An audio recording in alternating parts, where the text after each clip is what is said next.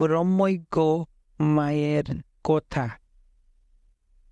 লেখক শ্রী ধীরেন্দ্রনাথ সেন। প্রকাশকের নিবেদন।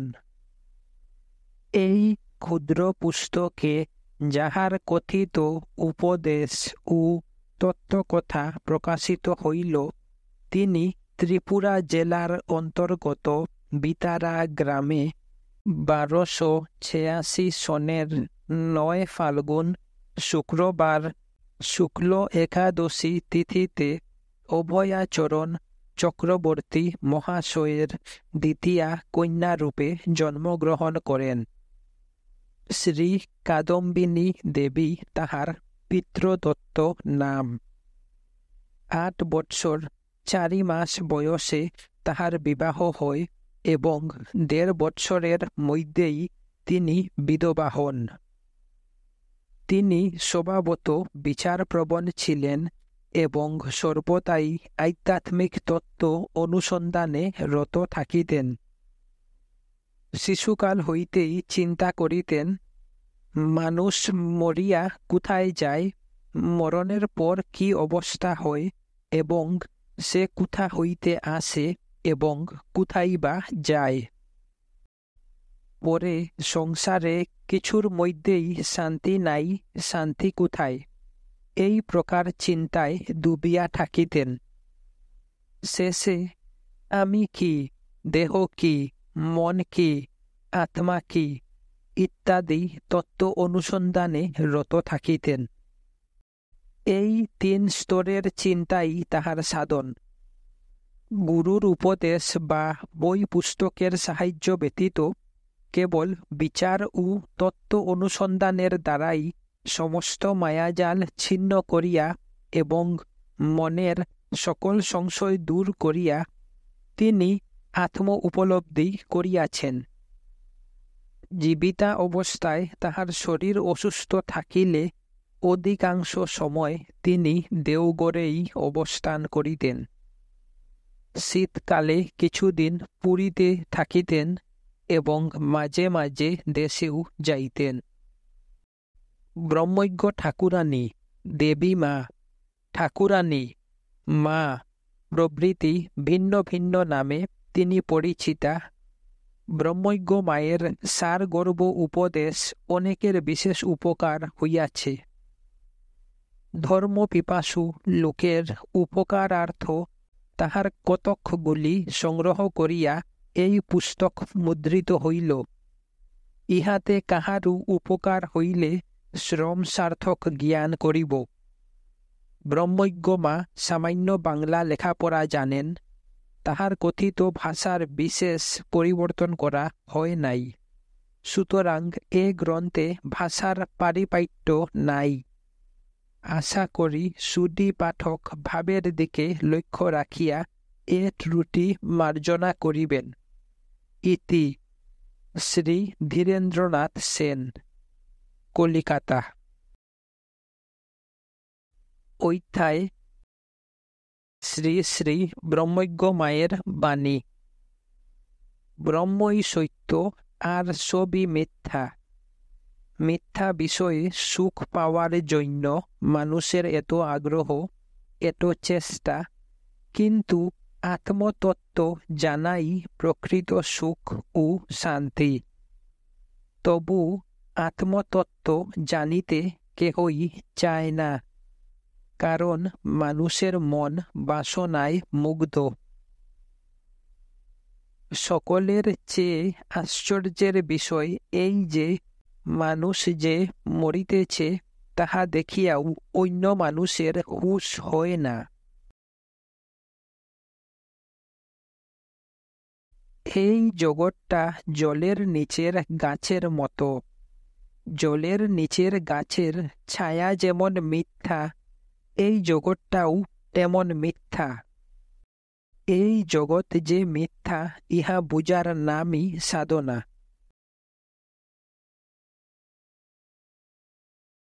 বৈরাগ্যই আত্মজ্ঞান লাভের মূল উপায়। বৈরাগ্য না থাকিলে সত্য অনুভূতি হয় না।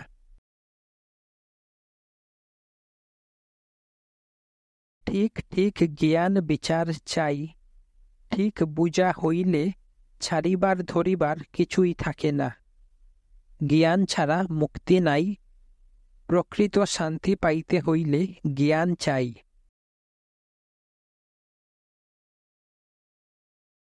জ্ঞানে এক, প্রেমে দুই, কামে বহু। অহম ভাবে এক জ্ঞান থাকে, প্রেমে ভক্ত ভগবান দুই, আর কামে আমার দেহ, আমার স্বজন, আমার গৃহ ইত্যাদি বহু।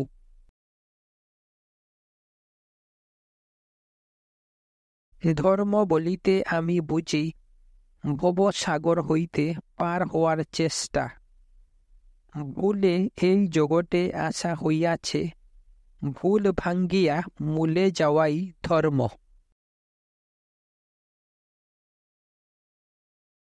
চলে যেমন বুদবুদের পর বুদবুদ উঠে, মনেও তেমনি কল্পনার পর কল্পনা উঠিয়া মনকে এক বিষয় হইতে অন্য বিষয়ে লইয়া যায়।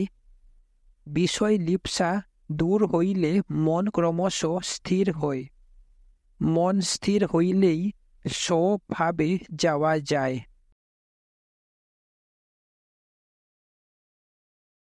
মানুষ বলে ধর্ম করি, কিন্তু বাস্তবিক ধর্মের নামে কি করে তাহা তলাইয়া দেখে না। কি করিতেছে, ধর্ম হইতেছে কি না, তাহা বুঝিতে চায় না এবং বুঝিতেও পারে না। সারা জীবন কতকগুলি বিধি নিষেধের নিয়ম পালন করিয়া যায়, কিন্তু আত্ম উন্নতি কতটুকু হইল তাহা পরীক্ষা করিয়া দেখে না। বিচার না থাকায় তাহা করিতে পারে না।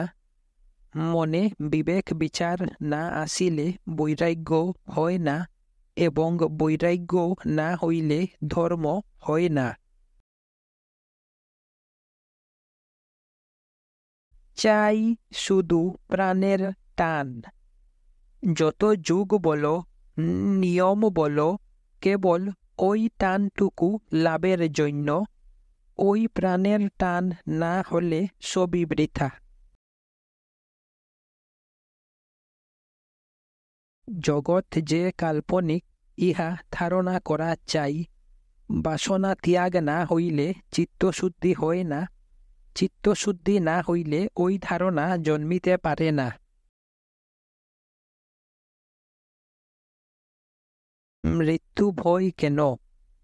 মৃত্যুতে যে লোকের ভয় হয়, তাহা পূর্বজন্মের সংস্কার দ্বারা হইয়া থাকে। পূর্বজন্মে বহুবার মৃত্যু হইয়াছে, তাহার যাতনা ভোগ হইয়াছে। সেই সংস্কার হৃদয়ে সুপ্তভাবে আছে বলিয়াই মৃত্যুর কথায় ভয় উপস্থিত হয়।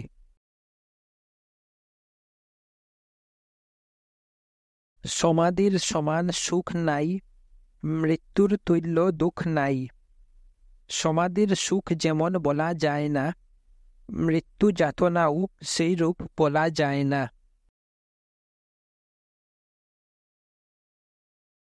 বেশি নিদ্রা যাওয়া উচিত নহে।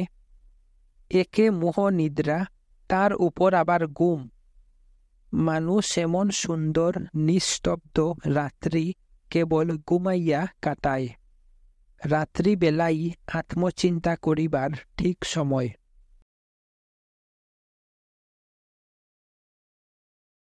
কাম উপভোগ বিষের লাড্ডু, খাওয়ার তুল্য। কাম উপভোগই জগতে সবচেয়ে বড় পাপ। ইহাতে আত্মা যত আবৃত থাকে, আর কিছুতেই সেই রূপ হয় না। এই লিপ্সা যত ত্যাগ হইবে, আত্মার আবরণ ততই দূর হইবে।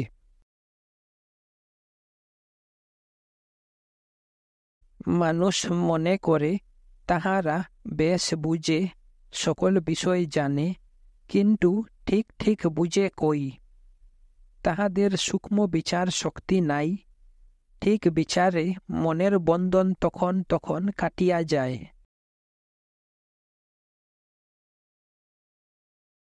মানুষ কামকে স্থূলভাবে খারাপ মনে করে, কিন্তু সেটা উপর উপর খারাপ মনে করা। সূক্ষ্মভাবে উহাতে রস অনুভব হয়। যতদিন উহাতে রস পাইবে ততদিন উহা দমন হইবে না। উহাতে যে প্রকৃতই রস নাই, ইহা বুঝাই ঠিক বুঝা। কোনো বিষয়ে রস আসে, এই বোধ থাকিলে তাহা ছাড়া যায় না। সাপের মতো, বিষের মতো বিষয় রস ভয়ঙ্কর ও বিরস বোধ হইলে তাহা ত্যাগ করিতে কষ্ট হয় না। ঠিক বিচার দ্বারা যদি বুঝিতে পারা যায় যে বিষয় রস মানুষকে সুখ দিতে পারে না, বরং প্রকৃত সুখ শান্তি ঠাকিয়া রাখে, তবেই বিষয় রস বিষবৎ বোধ হইবে এবং সহজে ছাড়া যাইবে। আশাই মানুষকে স্থির হইতে দে না। আশা কেবল সুখ দিবে বলিয়া লোভ দেখায়, কিন্তু সুখ দিতে পারে না। আশা না ছাড়িলে সুখ পাওয়া যায় না। আশা ত্যাগেই শান্তি। আশা যত ছাড়া যায়, মন ততই বন্ধনমুক্ত হয়।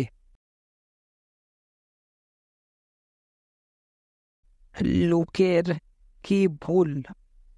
ভালো করিবার সময় আমি, মন্দ করিবার সময় তুমি।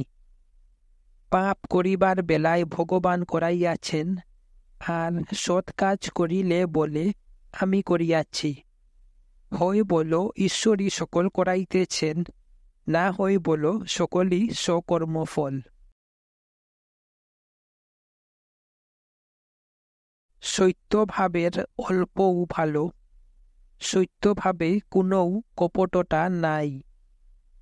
অনেকে বলে ধর্ম করিবার ইচ্ছা ছিল, কিন্তু অমুকের জন্য পারিলাম না।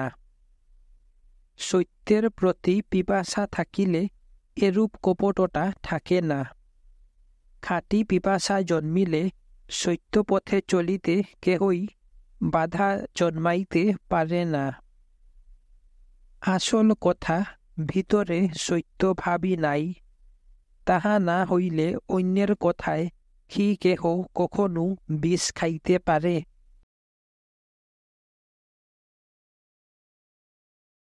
মানুষের ছোটবেলায় খেলার পুতুল কিনিতে কত আগ্রহ থাকে, কিন্তু বড় হইলে আর পুতুল কিনিতে মন যায় না। সেই রূপ জ্ঞানচক্ষু ফুটিলে সংসারের বিষয় পুতুলের মতো মনে হয়। তাহাতে মন শান্তি পায় না। সংসারটা একটা রং তামাশার স্থান, কিন্তু তাহাতে স্থায়ী সুখ নাই।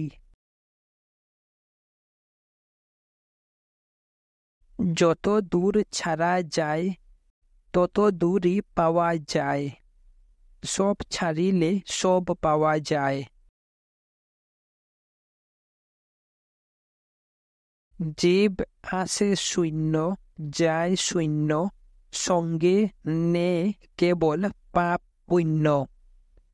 মরিবার সময় মানুষ স্থূল জিনিস কিছুই সঙ্গে লইয়া যায় না। যার যেরূপ মনের ভাব তাহাই সঙ্গে যায়। মনে কেবল বিষয় বাসনার সংস্কার থাকে। কর্তব্যবোধে মানুষ কি পশুর মতো হীন কাজ করে। আসলে যে বিষয়ে মনের টান আছে তাহাই করিয়া যায় এবং তাহাতেই কর্তব্যের ভান করে। আসক্তি আছে বলিয়াই কর্তব্যের ছলনা, আসক্তির জন্যই কর্তব্য জ্ঞান। ইচ্ছাই সকলের মূল। ধর্মই বলো আর অধর্মই বলো, সকলের মূলেই ইচ্ছা। সত্য জানিতে চাও, তাহাও ইচ্ছা। অসত্য লইয়া আছো, তাহাও ইচ্ছা। ইচ্ছা থাকিলেই উপায় হয়।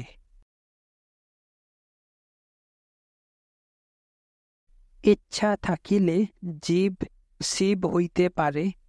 সত্য লাভের ঠিক ঠিক ইচ্ছা হইলে কোনো দুঃখ কষ্টের জন্য ভয় হয় না, আর কোনো ঠেকাও থাকে না।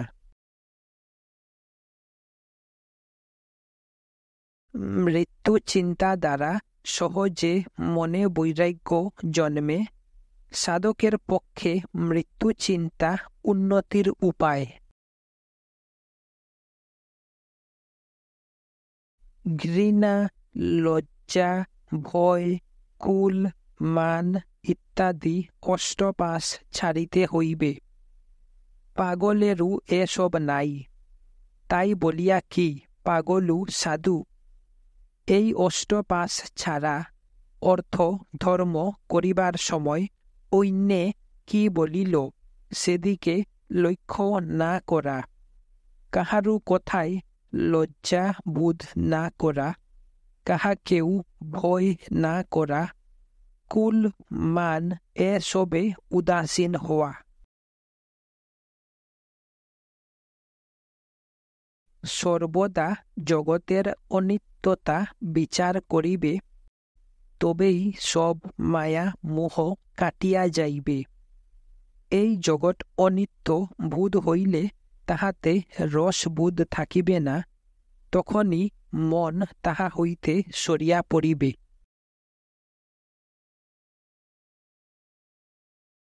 মানুষ এত চঞ্চল, বিষয় বাসনায় এত অস্থির যে এক মুহূর্তের জন্য ভবিষ্যৎ দৃষ্টি করিতে পারে না। পরে কি হইবে জানে না, কেবল উপস্থিত বিষয় নিয়া আছে।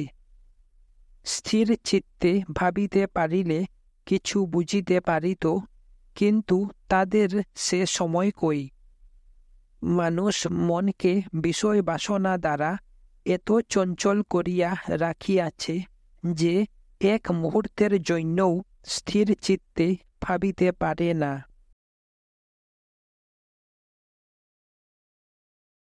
কি অবুঝ রাজ্য! হে সংসার কেবল অজ্ঞানের খেলা। এই অজ্ঞানতায় মানুষ পশুর দল। যেমন পশুর মধ্যে ঘোড়া, বেড়া প্রভৃতি ভেদ আছে, সেইরূপ মানুষের মধ্যেও সাজসজ্জার পার্থক্য, কিন্তু বেশিরভাগ মানুষের মধ্যেই পশুভাব।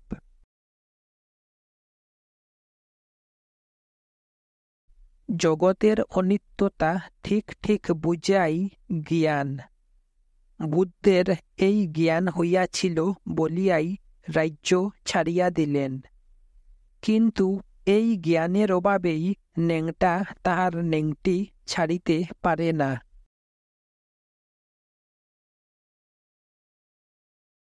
ঠিক ঠিক ধনের মালিক হইয়াও ভুলেই তাহা হারাইয়া আছো। আত্মজ্ঞানের অভাবে তোমাদের সব জিনিসই পরের হাতে। কোন ভরসায় তোমরা দিন কাটাইতেছ? হাটের মাল হাতে না পাইয়া সুখ পাও কি রূপে? তোমাদের সর্বদাই মনে হয় আমি আছি। প্রতি মুহূর্তেই তোমাদের দেহের পরিবর্তন হইতেছে, মনের পরিবর্তন হইতেছে। এই পরিবর্তনের মধ্যেও আমি আছি, এই স্থির ভাবটুকু থাকে। আমি নাই, এই ভাব আসে না। এই যে আমি আছি জ্ঞানটুকু, তাহাই সত্য অহমস্মি এর প্রতিবিম্ব।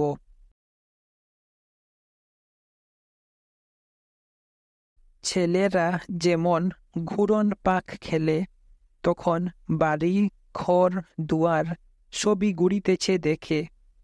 তোমাদের মন ও বিষয় কামনায় চঞ্চল বলিয়া স্থির হইয়া সত্য বস্তু দেখিতে পারিতেছে না।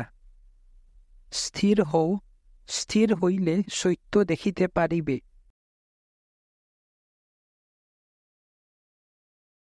ত্যাগেই শান্তি। কেহ কেহ বলে অন্তরে ত্যাগ, বাহিরে ত্যাগ না হইলেই চলে। এ সকল কপটতা। অন্তরে ত্যাগ হইলে বাহিরে ত্যাগ হইবে না কেন? অন্তরে বাহিরে যাহাদের ত্যাগ হইয়াছে তাহাদের ত্যাগই ঠিক।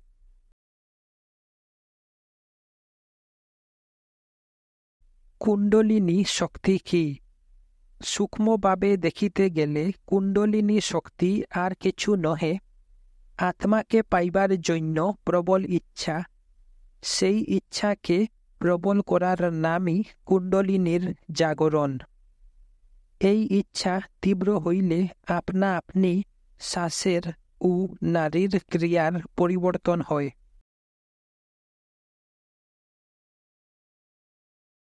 বিশ্বাসেই সকল হয়, সরল বিশ্বাস চাই।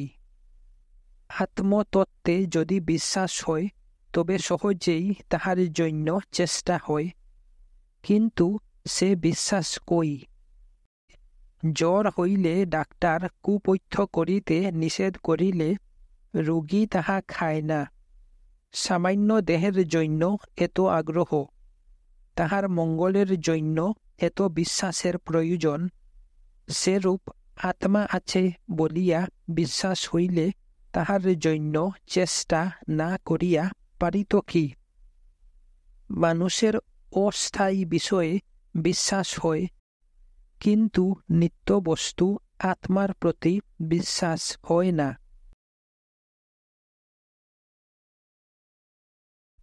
ভুলই যত দুঃখের কারণ। দুঃখ হইলে তাহার কারণ বুঝিতে পারিলে দুঃখ থাকে না, কিন্তু তাহা বুঝিবার অক্ষমতাই দুঃখের কারণ। এ জন্য যত ভুল তত দুঃখ।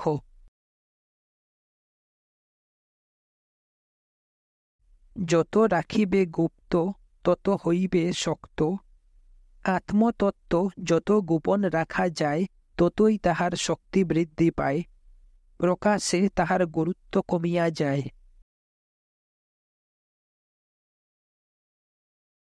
অনেকে বলে সংসার ছাড়িতে পারি না।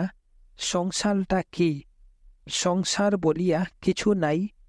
সংসার মনের ভ্রম মাত্র, নিজ বাসনায় গড়া। বাসনা না থাকিলে কোনো সংসার থাকে না। মাকড়সা জাল পাতিয়া তাহাতেই বদ্ধ হয় এবং কষ্ট পায়। মানুষও আপন কামনা বাসনার সংসার তৈয়ারি করিয়া তাহাতেই বদ্ধ হয়, দুঃখ ভোগ করে।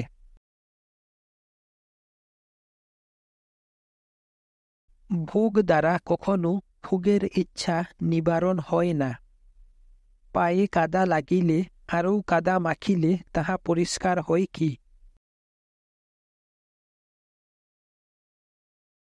ছাড়ন ধরনে কি?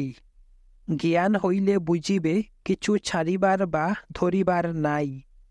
যাহা আছে আছেই, একমাত্র বিরাট আমি বর্তমান।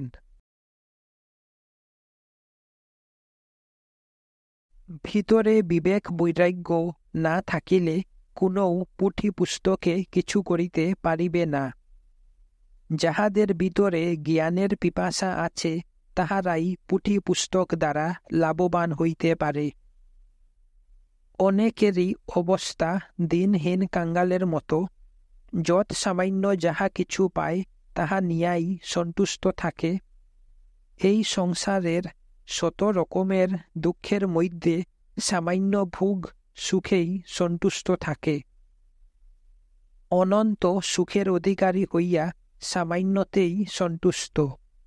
কি মোহ!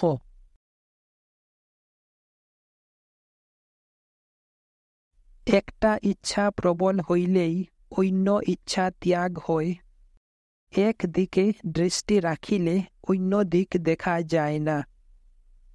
বিবেক বিচারের সাহায্যে এক আত্মাই সত্য, ইহা বুঝিতে পারিলে এবং আত্মাকে পাইবার প্রবল ইচ্ছা হইলে অন্য ইচ্ছা দমন হইয়া যায়। লোকে বলে ইহার প্রয়োজন উহার প্রয়োজন। আমি একমাত্র মুক্তি লাভের প্রয়োজন ব্যতীত অন্য প্রয়োজন দেখি না। অন্য প্রয়োজন কেবল কথার কথা, আত্মলাভের প্রয়োজনই সত্য কথা।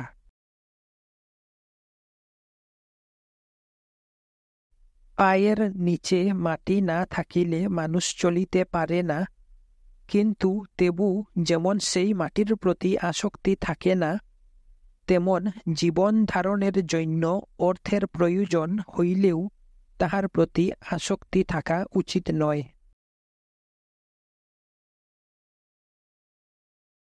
এই যে নানা সাধুর নানা কথা, তাহার কারণ যে যতদূর বুঝিতে পারিয়াছে সে ততদূর মাত্র বলিতে পারে, তাহার নিকট ততদূরই সত্য।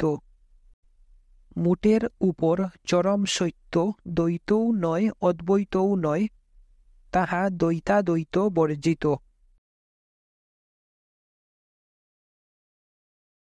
স্বপ্নের মতো জাগরণও যে মিথ্যা, তাহার প্রমাণ স্বপ্নের অবস্থায় যাহা সত্য বলিয়া বোধ হয়, পরে জাগিয়া উঠিলে আবার তাহাই মিথ্যা বলিয়া মনে হয়। সেই রূপ জাগরণ অবস্থায় যাহা সত্য বলিয়া বোধ হয়, মন স্থির হইয়া তত্ত্ব জ্ঞান উপস্থিত হইলে এ সকলকেই মিথ্যা অনুভূত হয়। বাহিরের ত্যাগ ত্যাগ নহে, আসক্তি ত্যাগই প্রকৃত ত্যাগ।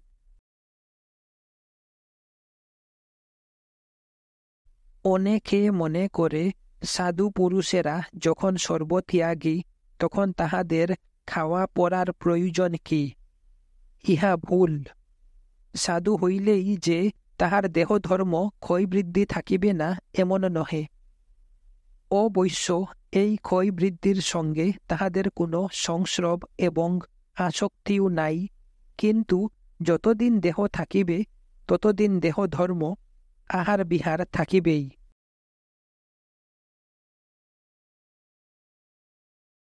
হরির মানে ভক্ত, করির নামে শক্ত। অনেকে খুব ধার্মিক বলিয়া পরিচয় দিতে চায়, কিন্তু ত্যাগের কথা বলিলে তাহাদের মুশকিল উপস্থিত হয়।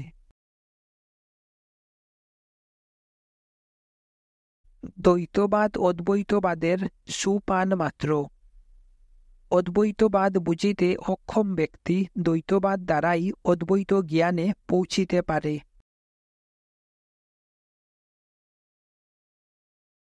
অনেকে বলে স্বদেশের কাজ করা দরকার, ইহা অস্বীকার করা যায় না, কিন্তু আত্মচিন্তা হইতে আর বড় স্বদেশের কাজ নাই। আত্মাই প্রকৃত স্বদেশ।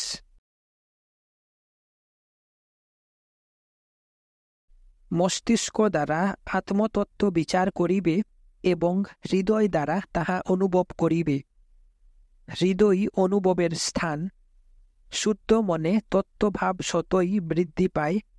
হৃদয়ের আবেগই উপায়। তো জন্য চিত্তশুদ্ধি চাই। সত্যের পিপাসা বাড়ানোর উপায় সৎ কথা, সৎ কর্ম, সৎ চিন্তা ও সৎ সঙ্গ।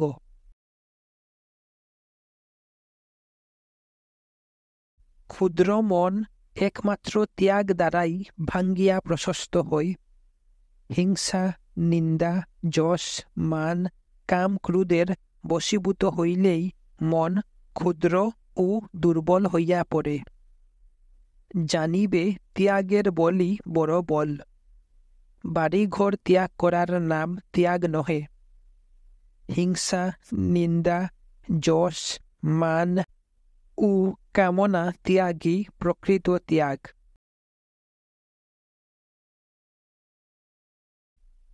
মানুষ অভ্যাসেই বদ্ধ, অভ্যাসেই মুক্ত। মুখে অদ্বৈত কথা বলিলেই অদ্বৈত অবস্থা লাভ হয় না। অদ্বৈত অবস্থা লাভ করিতে হইলে এ জগতে বাঁচিয়া থাকিয়াও মরিতে হয়, না মরিলে তাহা কিছু বুঝা যায় না।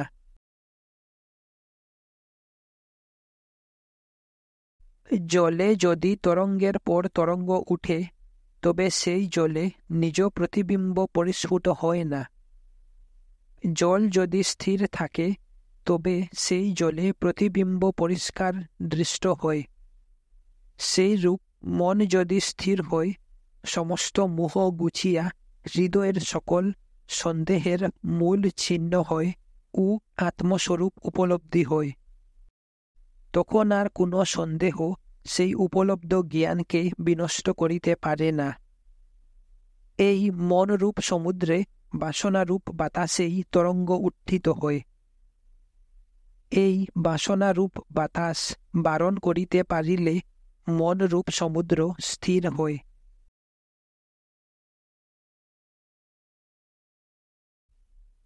কোনো ব্যক্তি বলিয়া থাকে, যে ব্যক্তি নিজের মৃত্যুকে জয় করিতে পারে সে নিশ্চয়ই অপরের মৃত্যু জয় করাইয়া দিতে পারে।